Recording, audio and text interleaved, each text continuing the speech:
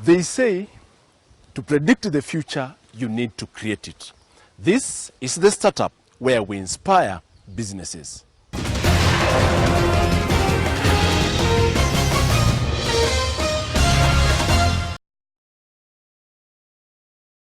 Welcome back. They say entrepreneurship is not a full-time job nor a part-time job, but it's a lifestyle.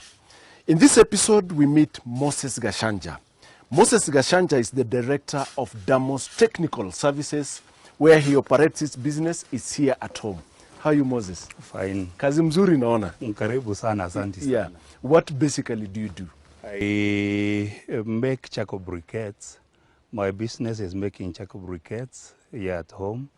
And we also make charcoal briquetting machines. And then we process charcoal briquettes and sell to customers. So you are working here at home? Yes. Is it a hindrance or it's an opportunity for you? No, it is an advantage. One, because I have more space than rented places. And I also have several other advantages, including being able to do other activities here at home, taking care of the animals and looking at issues concerning the farm, while at the same time doing my business from here. Mm-hmm. What basically does it entail in this business?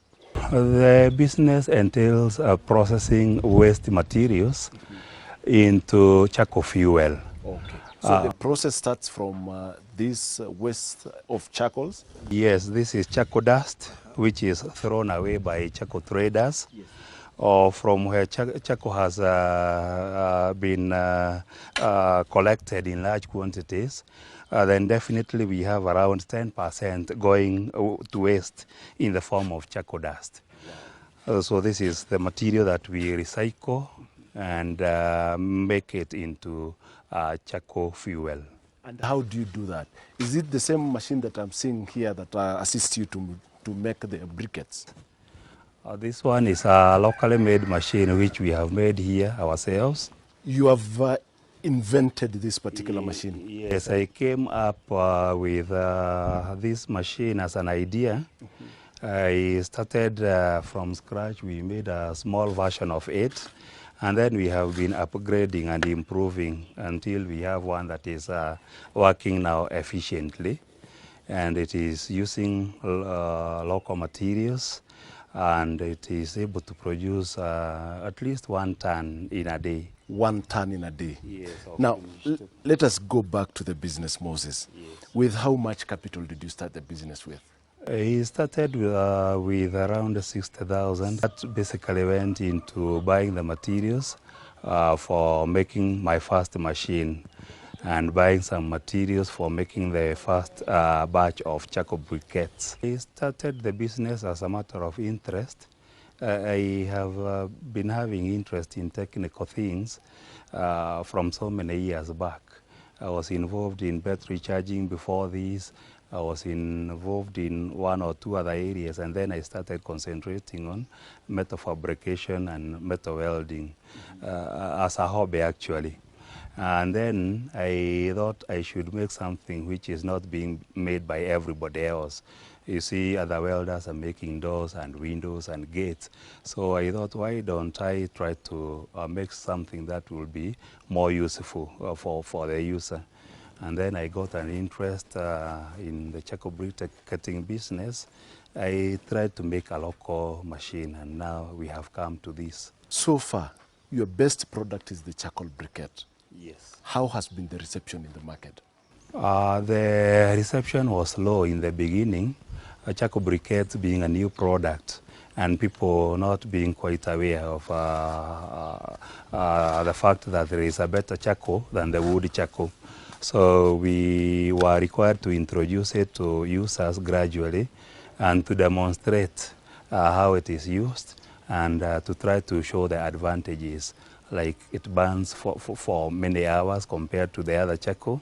It is smokeless, it is eco-friendly. And then as we were able to demonstrate that one to the neighbors and to some of the users, then people have been accepting it as a better fuel actually than the wood charcoal. And also the wood charcoal is becoming, the forests are becoming depleted. and now people need to move on to something else. And now the reception is better than at the beginning. Wow. So you want to tell me your first clients were your neighbors? Yes, my immediate neighbors were the people whom we introduced the charcoal to. We would do a demonstration here in our compound, light a jiko and let somebody assess how long it is taking, how well it is cooking, and they were able to appreciate it. And then, of course, somebody would tell somebody else. Word of mouth was the first way of it getting known. And then we introduced it to other channels, social media, and then we were able to reach to people from other parts of the country. Wow. Do you face any challenges so far in this business? The first challenge that we faced was to be able to come up with a machine that is working nicely. Okay. Like what you're constructing here now? Yes, like the machine that we are constructing here is one of the larger versions of the machine. When it is done, it will be able to produce up to 3 tons in a day. 3 tons in a day? Yes. Wow. And we took time to come up with this kind of machine. You see, it is using some spare parts from vehicles. Yes. And then we are able to assemble the whole unit so that it is able now to crush and mix the charcoal dust and compact it into charcoal briquettes. It is using an electric motor. Now most people have access to electricity. And if somebody does not have access to electricity, we are able to assemble using a petrol engine. So you want to tell me that this can be for 2 phases? For a petrol engine and for electricity? Yes, because there are people who are not connected to electricity, or somebody who is working at a remote site, then a petrol engine will be more handy. As we published our business, people now became interested. And because there are people who are living in distant places or distant counties, and even if we produce a lot of charcoal briquettes here, we may not be able to supply all over the country. That's true. So people in other counties want to be able to produce charcoal briquettes where they are and sell to people in different places where we may not be able to reach ourselves. So that is why somebody will come in once in a while, order a machine, take it to Busia, take it to another region, and then the charcoal briquettes will continue to be appreciated in different places in the country. Talking of different places, how far have you sold your charcoal briquettes? We mainly distribute our charcoal briquettes in areas around Nairobi and Kikuyu town and neighboring towns like Ngong and Rongai. And then because of transport issues, we may not be able to supply to distant places like Nakuru. And that is why if somebody wants to produce a charcoal briquettes in those places, then we agree, we make a machine for them, and then we become like, we have a network in different places. So after the mixing, what is the next process now? After we have mixed the material thoroughly, we use the tray to make sure that the material is consistent, properly mixed with water, so that when it is worked by the machine, it becomes a kind of a paste. So the paste is made up of different, particles, large particles, fine particles, and the fine dust. Then it is mixed together into a kind of plaster, like the mortar that we use for building. Yes.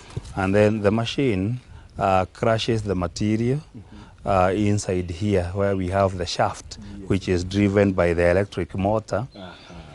Then the material is compacted inside this chamber. Yes.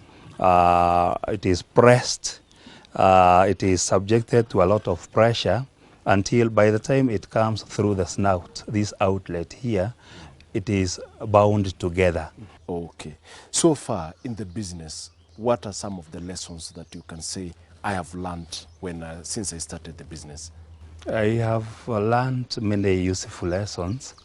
One is that in matters concerning the career that you choose, you have to be a bit flexible.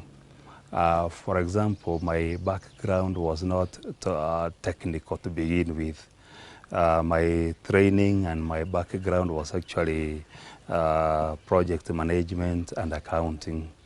But then I started technical works as an interest, as a hobby. So with time, I found this one to be more useful even than the white-collar job that I was doing. So I said the important thing is to be relevant, to be able to do something that is assisting you and helping other people, and something that will become your passion. Yes, which may not be necessarily what you trained for initially. Family and friends, when they saw their son venturing into this type of business and doing it at home, what was their take? At the beginning, they could not understand the whole issue about charcoal briquettes, the product itself being new to many people in this area. And also they were used to me doing another kind of work, you know, an accountant for a school and so on. So when they saw me changing into technical issues, they were doubtful to begin with. Then when we made the first batch of briquettes and we used them here at home, and they saw the advantages, then they started now appreciating that what I'm doing might be helpful. And then after that, people started become interested when we talked about what we are doing on social media and in some other magazines. People now started coming in to see what we are doing. When those people started buying charcoal and ordering machines, and then family and friends started now agreeing with me that what I'm doing is something that will become useful not only to me, but also to other people. So with time now, they have accepted that this is a good activity because definitely they are also able to see the fruits. You have been in business for quite some time. Yes. What advice can you tell other entrepreneurs outside?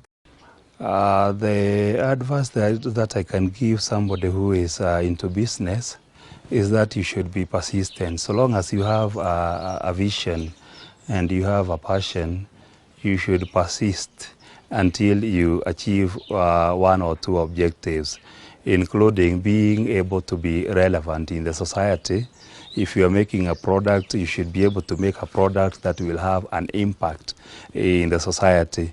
There are so many challenges in business, especially in processing or the manufacturing sector, but you should be able to persist, to keep on keeping on, do not give up. There are challenges that will come up, but so long as you have a vision, then one day you will achieve your objectives and you will start becoming relevant if you don't give up.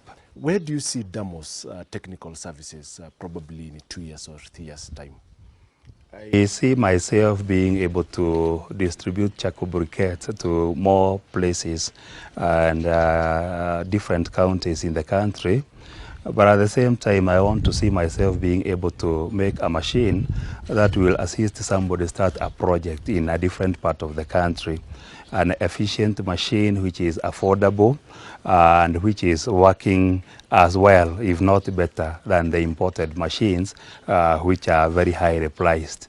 So I see myself being able to enable maybe young people or youth groups or even women groups to start similar projects in different parts of the country. And definitely I would also like to employ more people, give more people an income, and do my contribution also in reducing the environmental degradation. And again, Bwana Masharia, we don't want to produce only the charcoal briquetting machine. We want to produce other relevant machines, like for grinding fodder, you know, cattle feed. We want to make other relevant machines that will be used in different parts of processing and value addition. So we want to diversify in the kind of machines that we are making. Wow, that is quite interesting, Bwana Moses. We wish you all the best, and we believe after those 2 years that we have just spoken about, you'll be great. That has been Moses Gashanja of DAMOS Technical Services. One key lesson that we have learned is follow your passion and your dream, and your business idea will come to fruition. After the break, how they were started, then later on, a startups forum.